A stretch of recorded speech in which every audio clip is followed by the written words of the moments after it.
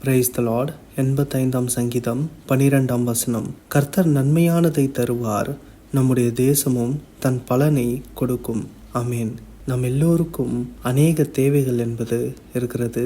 நாம் அவைகள் எல்லாவற்றுக்காகவும் நம்முடைய ஆண்டவரையே நோக்கி பார்க்கிறோம். அப்படி நாம் நோக்கி பார்க்கும் பொழுது நமக்கு ஆண்டவரால் கொடுக்கப்படுகிற ஒரு தைரியம்தான் இந்த வசனம். என்னவென்று பார்த்தோம்னா, கர்த்தர் நன்மையானதை தருவார்.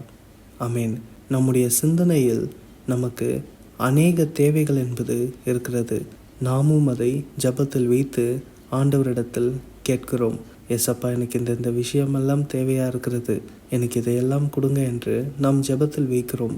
ஆனால் ஆண்டவர் என்ன செய்கிறார் என்று பார்த்தோம்னா, நாம் ஜெபத்தில் வைக்கிற நம்முடைய ஆப்ஷன்ஸை மாத்திரம் ஆண்டவர் பார்க்க மாட்டார். அது நமக்கு நன்மையானதா இல்லை தீமையானதா என்றும் நம்முடைய ஆண்டவர் பார்ப்பார். ஆமேன்.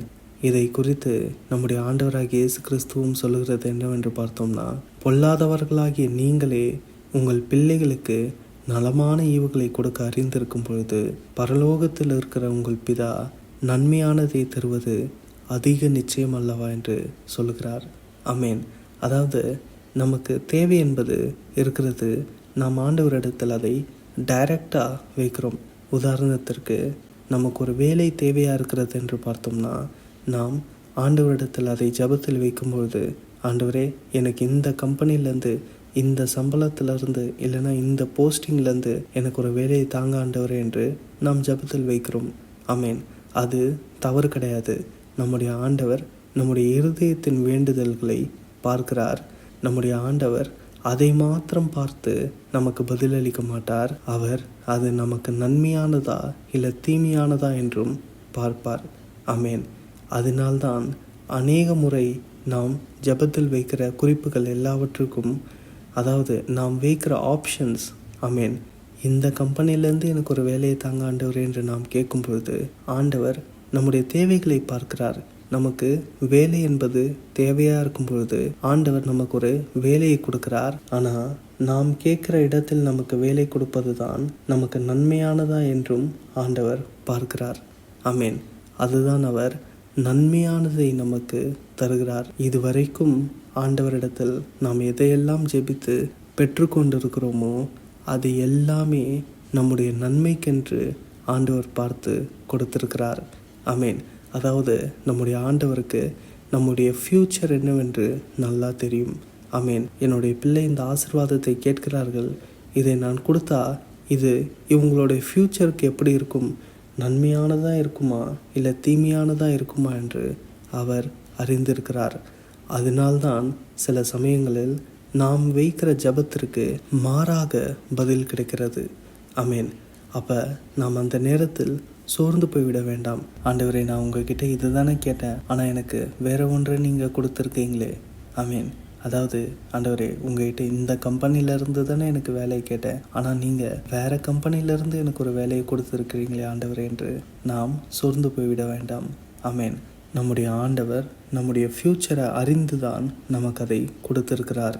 ஆமேன். நமக்கு ஒரு தேவை இருக்கும் பொழுது நாம் அதை ஆண்டவரிடத்தில் வைத்து ஆண்டவரிடத்திலிருந்து ஒரு பதிலை நாம் பெற்றுக்கொண்டோம் என்றால், நாம் நினைத்தது போல ஆண்டவர் எனக்கு கொடுக்கலையே என்று நாம் கவலைப்பட வேண்டாம்.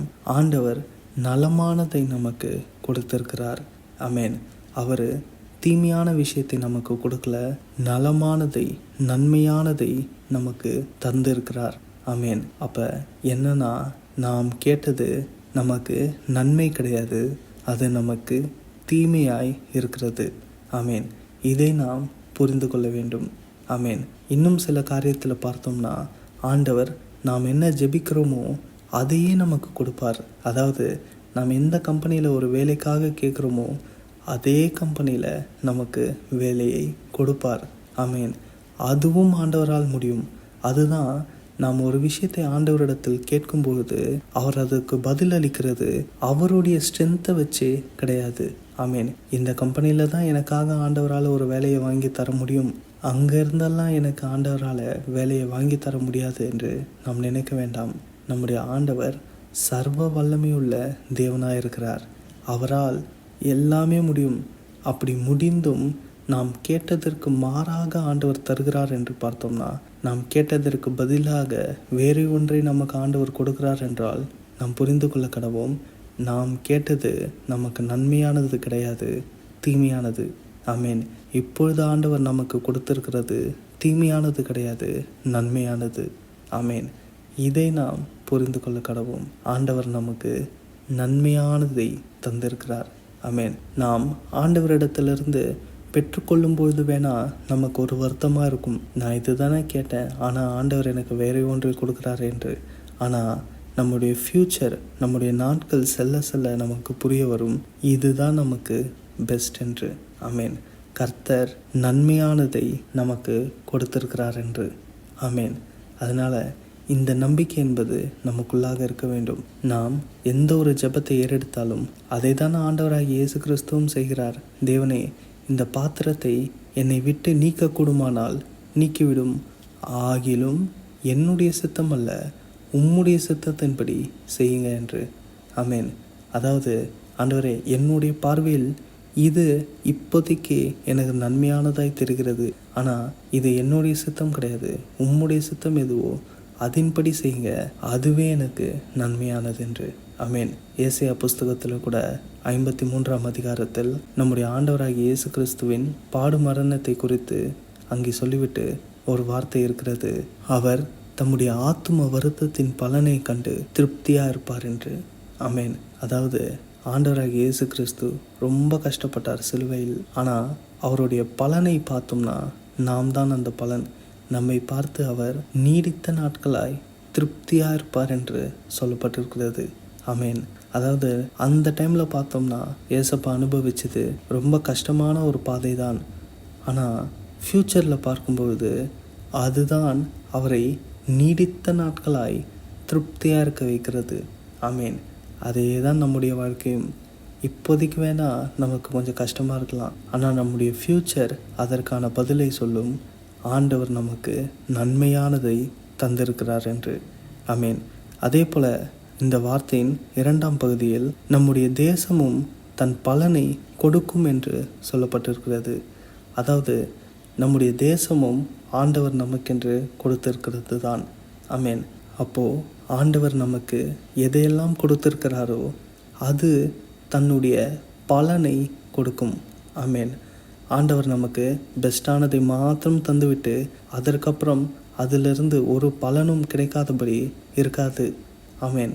அது நித்திய ஜீவ காலமாய் நமக்கு பிரயோஜனம் உள்ளதாய் இருக்கும். அதை தான் ஆண்டவராகிய இயேசு கிறிஸ்துவும் அந்த சமாரிய ஸ்திரீயின் இடத்தில் சொல்லுகிறார், இந்த தண்ணீரை குடிக்கிறவனுக்கு மறுபடியும் தாகம் உண்டாகும், நான் கொடுக்கும் தண்ணீரை குடிக்கிறவனுக்கோ ஒரு காலும் தாகம் உண்டாகாது, நான் அவனுக்கு கொடுக்கும் தண்ணீர் அவனுக்குள்ளே நித்திய ஜீவ காலமாய் ஊறுகிற நீரூற்றாய் இருக்கும். ஆமேன். அதாவது, நான் அவனுக்கு பெஸ்ட்டான ஒரு விஷயத்தை தான் கொடுக்குறேன், அது ஒன் டைம் ப்ராசஸ் கிடையாது. ஆமேன். அது அதற்கப்புறம் எந்த ஒரு நன்மையும் கொடுக்காமல் இருக்காது, அது நித்திய ஜீவ காலமாய் அவனுக்குள்ளே ஊறுகிற நீரூற்றாய் இருக்கும். அதாவது, அது எப்பவுமே அதனுடைய பலனை கொடுத்து கொண்டே இருக்கும். அதை தான் நாம் வேதத்தில் வாசிக்கிறோம், தேவன் செய்வது எதுவோ அது என்றென்றைக்கும் நிலைக்கும் என்று. ஆமேன். ஆண்டவர் நம்மை ஆசீர்வதிக்கும் பொழுது அது என்றென்றைக்கும் நிலைத்திருக்கிறதாய் இருக்கும். ஆமேன். ஆகையால் நாம் எந்த ஒரு காரியத்தை குறித்தும் பயப்பட வேண்டியதில்லை. ஆமேன். கர்த்தர் நமக்கு நன்மையானதை தருவார். ஆமேன்.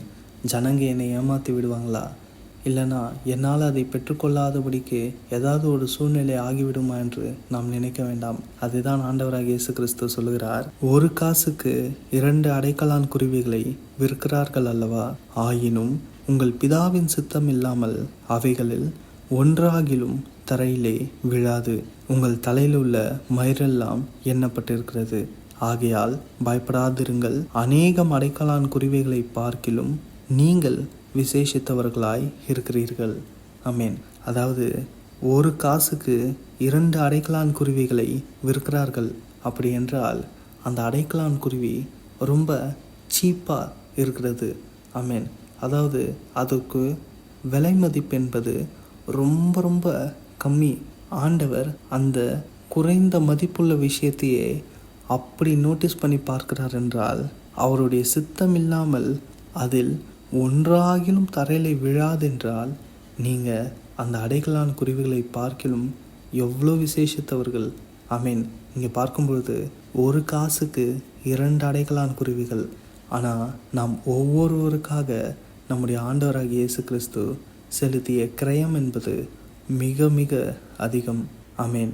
அவருடைய தழும்புகளால் நாம் குணமாகி இருக்கிறோம். அவர் சிலுவையில் நமக்காகப்பட்ட வேதனையின் நிமித்தம், அவர் நமக்கென்று பலியாகினது நிமித்தம் நாம் ஆண்டவரிடத்தில் சேர்ந்திருக்கிறோம். அப்போ நம்முடைய கிரயம் என்பது மிகவும் அதிகம். அதைதான் ஆவியானவர் பவுலை கொண்டு சொல்கிறார், கிரயத்திற்கு கொல்லப்பட்டீர்களே என்று. ஆமேன். நம்முடைய ஆண்டவர் ஒரு கிரயத்தை கொடுத்து நம்மை வாங்கியிருக்கிறார். அந்த கிரயம் என்பது ரொம்ப ரொம்ப அதிகம். ஆமேன். அதை தான் நீங்கள் சொல்கிறார், அந்த அடைக்கலான் குருவிகளை பார்க்கிலும் நீங்கள் விசேஷித்தவர்கள் அல்லவா. ஆமேன்.